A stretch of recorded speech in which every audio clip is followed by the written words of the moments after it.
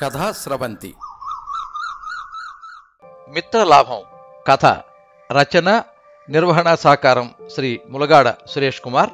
వినిపిస్తున్నది శ్రీమతి దాసరి రబళి. సాంకేతిక సహకారం శ్రీ పప్పు వరుణ్. సన్యాసిరావు బిఈ. బోర్డు చదువుకుంటూ ఆఫీసులోకి లోపలికి అడుగుపెట్టాడు రామచంద్ర. ఎదురుగా నలుగురు పడుకునేంత పెద్ద పాతకాలం నాటి చెక్క టేబులు, వెనకాల టేము కుర్చీలో ఒంటికి నొప్పనిపించకుండా ఉండేందుకు 4 మెత్తటి దిండ్లు వేసుకుని ఫోన్ మాట్లాడుతున్నాడు ఓ గారపళ్ళ పెద్ద మనిషి. ఎంతకీ ఫోన్ మాట్లాడడం తెగకపోయేసరికి తను రావడం చూడలేదేమో అని కొంచెం దగ్గరగా జరిగాడు చంద్ర. ఓహో, గారపళ్ళకి ఇదేం పట్టినట్టు లేదు సరికదా, జోరు ఇంకాస్త ఎక్కువైంది. ఇక లాభం లేదనుకుని సార్ అన్నాడు చంద్ర. బారెడంత నొసటిని మూరెడంత చిట్లించి ఫోను ఆపకుండానే లోపల లోపల అన్నట్లు చేత్తో సైగ చేశాడు గారపళ్ళ క్యాండిడేటు. లోపలికి వెళ్ళమన్నాడేమో అనుకుని అతను చూపిన వైపు ఒక్క అడుగు వేశాడో లేదో.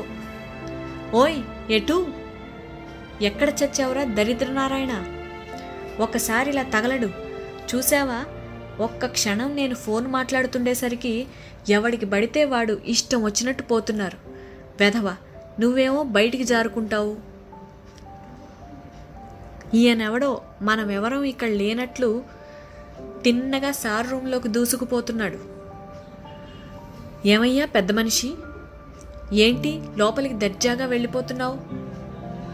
ఫోనుకి ఓ 2 వేళ్లు అడ్డం పెట్టి గీంకరించింది గారపళ్ళ ఆకారం. ఈలోగా అటెండర్ నారాయణ, ఎవరు సారు మీరు, లోపలికి పోయేడుతుంటే గీసారిని అడిగిపోవాలా అన్నాడు తనకి అడ్డంగా నిలబడి చేయి చాచి. వాడికి నోటి సమాధానం కంటే చేతి సమాధానమే ముఖ్యమని తెలియకనే తెలుస్తోంది.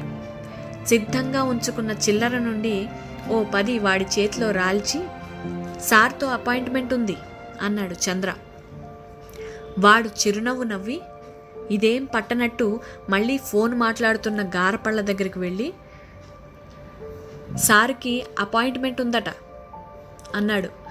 గారపళ్ళు ఏమీ పట్టనట్లే ఫోన్ మాట్లాడుతున్నాడు. నారాయణ మళ్ళీ చంద్ర దగ్గరికి వచ్చి, ఫోన్ మాట్లాడిని అప్పుడు చెప్దాం అన్నాడు. చంద్ర కంగారు పడ్డాడు. సన్యాసిరావు ఇచ్చిన టైం 4. వీడి దగ్గరే గంట పట్టేట్టుందే అని నారాయణను పిలిచి ఓ 50 చేతిలో పెట్టి గారపళ్ళ వైపు చూపిస్తూ, అపాయింట్మెంట్ ఉంది 4 గంటలకి అని గట్టిగా అన్నాడు. గారపళ్ళు చటుక్కున ఫోనుకి 2 వేళ్లు అడ్డంగా పెట్టి, నారాయణ సార్ని లోపలికి పంపు అన్నాడు నవ్వుతూ. తలుపు పైన చిన్నగా శబ్దం చేస్తూ ముందుకు తోశాడు చంద్ర. ఏసీ గాలి చల్లగా మొహం పైన కొట్టింది. విశాలమైన రూమ్. లోపలికి నడిచాడు. అడుగుల చప్పుడుకి తలెత్తి తనకేసి చూసిన ఆకారాన్ని పోల్చుకుని ఉలిక్కిపడ్డాడు చంద్ర. అవును, వాడే, తన క్లాస్మేట్, కాలేజీమేట్ సన్నాసిగాడు. తన ఊరివాడే. చెప్పలేని సంతోషం గొంతుకుకి అడ్డం పడి చంద్రాన్ని ఉక్కిరిబిక్కిరి చేసింది. హలో సన్నాసి రావు, బాగున్నారా? ఎదురుగా సూటు బూటు వేసుకున్న సన్యాసిరావు హోదా, అక్కడికి తానొచ్చిన పని చంద్రకి మాటలు తడబడేలా చేసింది. ఓ నువ్వేనా? చంద్ర చంద్ర అంటూ అపాయింట్మెంట్ అడుగుతుంటే ఎవరో అనుకున్నాను. కాలేజీలో నిన్ను రాము రాము అనేవాళ్ళం కదా. నా పూర్తి పేరు రామచంద్ర కదా. అప్పుడు రాముని, ఇప్పుడు చంద్ర అయిపోయాను. చంద్రలో ఇంకా సంతోషం కెరటంలా ఎగిరిపడుతూనే ఉంది. చిన్ననాటి స్నేహితుడిని చూశానని. కూర్చో, ఏం చేస్తున్నావు అడిగాడు సన్యాసిరావు. అదే కంపెనీ పెట్టి నెమ్మదిగా చెప్పాడు చంద్ర.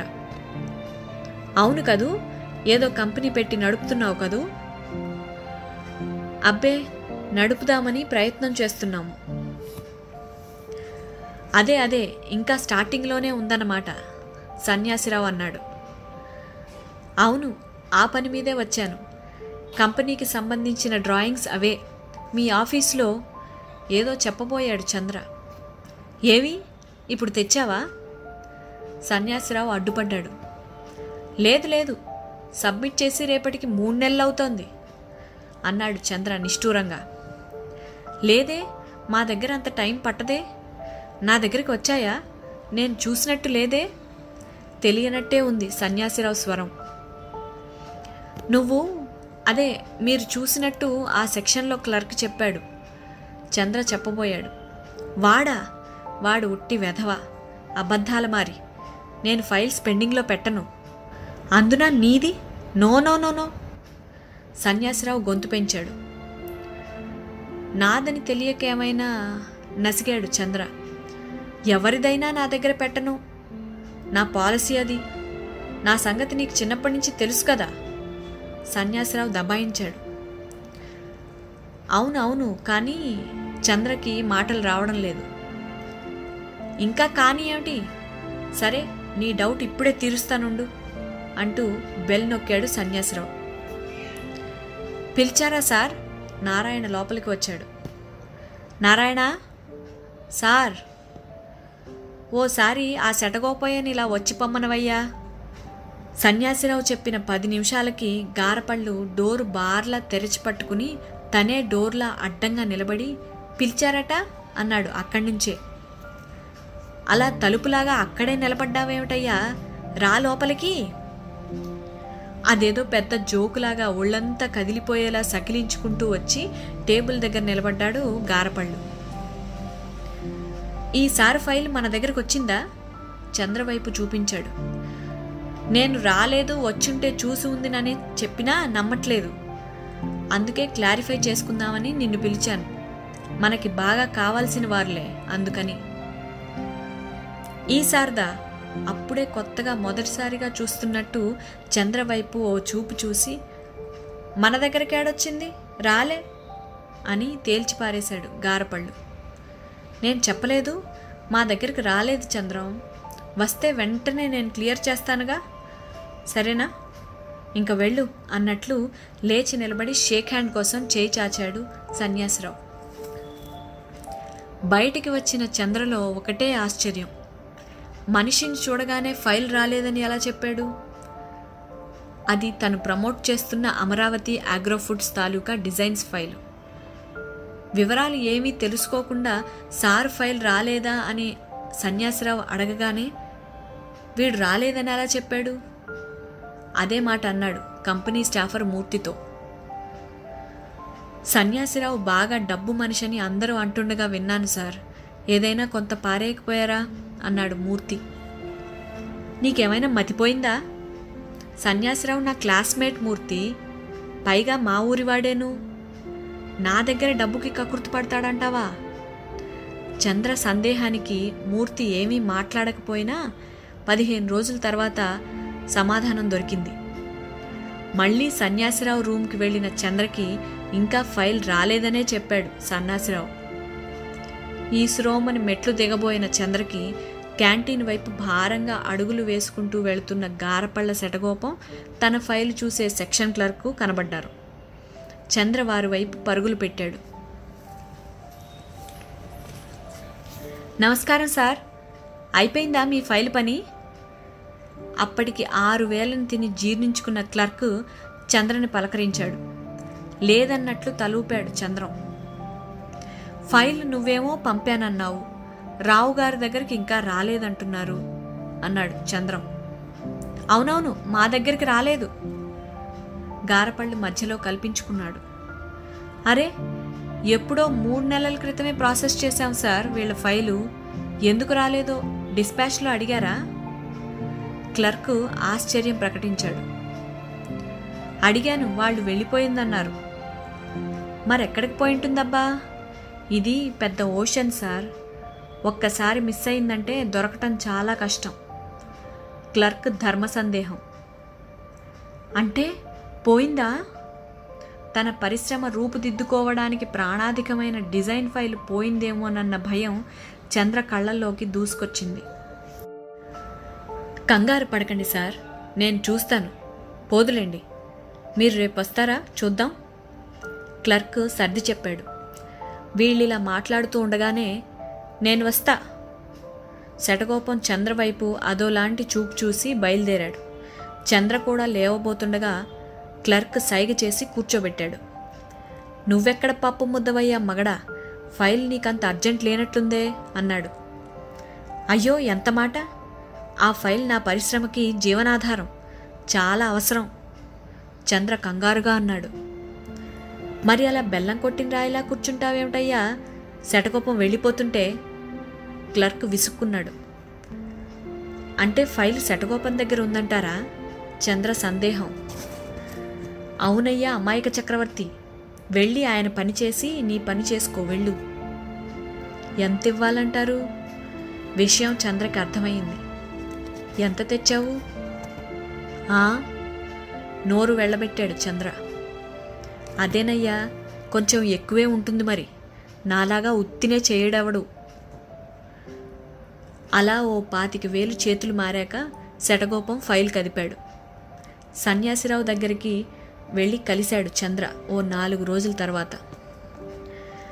నీ ఫైలు చంద్రని చూస్తూనే సన్యాసిరావు ఏదో అనబోయాడు. వచ్చిందని శటకోపం చెప్పాడు. చంద్ర అందుకుని చెప్పాడు. అవునవును, చూశాను కానీ ఏమిట్రాము ఆ డ్రాయింగ్స్ ఏమిటి? ఏమీ ప్రాబ్లం లేదే, అన్ని రూల్స్ అనుసరించి ఎక్కడా చిన్న డీవియేషన్ లేకుండా జాగ్రత్త పడ్డాం కూడాను. చంద్రకి ఆవేశం తన్నుకొచ్చింది. అయినా తమాయించుకున్నాడు. అలా అని నువ్వు చెప్పేస్తే అయిపోయిందా? సన్యాసిరావు నవ్వులోనూ వ్యంగ్యం ఉంది. కాదు రావు, మీ క్రింది వారందరూ కూడా చూసి మీకు ఫార్వర్డ్ చేశారు. వీళ్ళ? గట్టిగా నవ్వాడు సన్యాసిరావు. శటకోపం కేసి చూపిస్తూ మేనేజ్ చేశావా అన్నాడు. లేదు కంగారు పడ్డాడు చంద్ర. ఇంకేం చెప్పాలో తెలియక. పర్వాలేదులే, కాకపోతే ఇప్పుడు గవర్నమెంట్ చాలా స్ట్రిక్ట్ అయింది. సీఎం ఇన్స్ట్రక్షన్స్ తర్వాత ఏం తేడాలు వచ్చినా ముందు మా తల తీసేస్తారు. ఏదైనా ఇండస్ట్రీకి అప్రూవల్ ఇచ్చే ముందు థరోగా చెక్ చేయకుండా ఇవ్వద్దని ఆర్డర్స్. అంటే? చంద్రలో నీరసం. ఒకసారి ప్లానింగ్లో విజిలెన్స్ ఆఫీసర్కి రిఫర్ చేస్తాను. వాడు ఓకే అంటే ఇక మనకి ఏ బాధ ఉండదు. ఎలాగూ ఓపిక పట్టావు, మరో 2 రోజులు అంతే అని శటకోపం వైపు తిరిగి, అలా అని నోట్ పుటప్ చేయవయ్యా అన్నాడు. ఇక చేసేదేమీ లేనట్లు బయటికి నడిచిన చంద్రని చప్పట్లు కొట్టి పిలిచాడు శటకోపం. ఏంటి వెళ్ళిపోతున్నావు?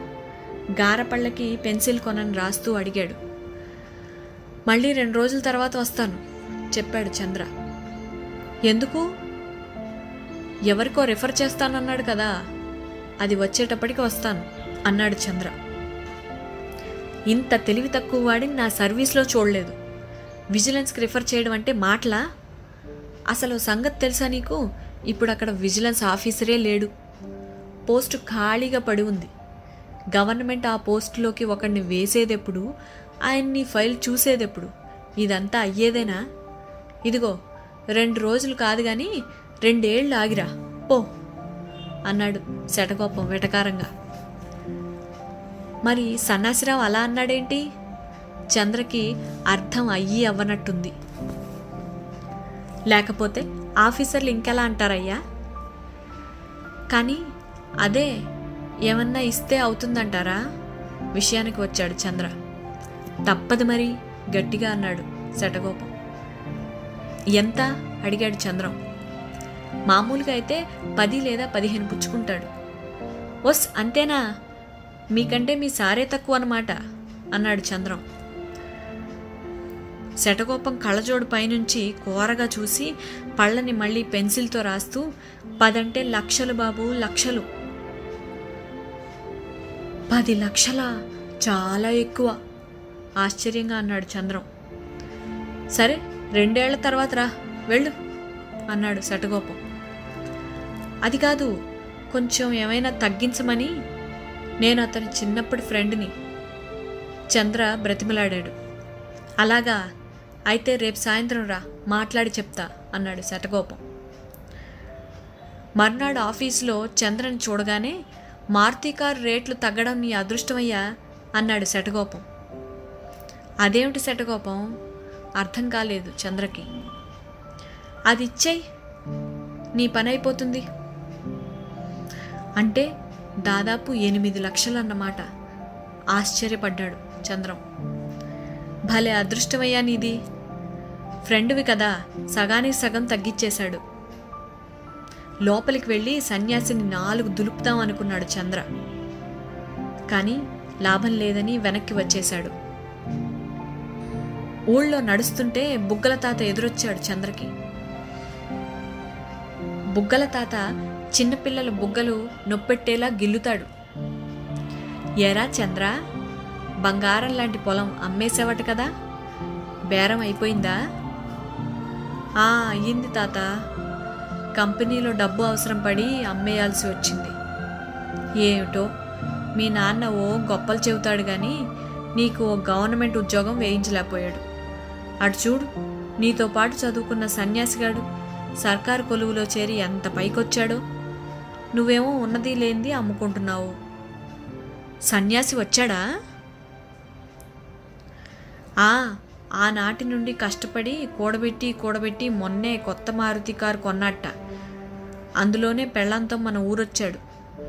చూస్తుంటే భలే ముచ్చటేసిందనుకో. బుగ్గల తాత మాటకి చంద్ర చిరునవ్వు నవ్వాడు. తెరలుగా ఆ నవ్వు పెద్దదైంది. అలా పగలబడి నవ్వుతూనే ఉన్నాడు చంద్ర. ఎందుకు నవ్వుతున్నాడో తెలియని బుగ్గల తాత నివ్వెరపడి చూస్తున్నాడు. ఈ కథ మీద మీ అమూల్యమైన అభిప్రాయాన్ని కింద కామెంట్ బాక్స్లో రాయండి. ఈ వీడియోని లైక్ చేయండి, మీ మిత్రులందరికీ షేర్ చేయండి. ఇలాంటి మరిన్ని మంచి కథలు వినిపించడానికి ఈ ఛానల్ని సబ్స్క్రైబ్ చేసుకోండి. పక్కనే ఉండే బెల్ ఐకాన్ని క్లిక్ చేస్తే ఇలా అప్లోడ్ చేసే వీడియోల వివరాలన్నీ కూడా మీకు ఎప్పటికప్పుడు నోటిఫికేషన్ ద్వారా తెలుస్తాయి. ఎప్పుడు మీ అభిమానాన్ని కోరుకునే పప్పు భోగారావు. సర్వే జనాః సుఖినో భవంతు. కథా స్రవంతి.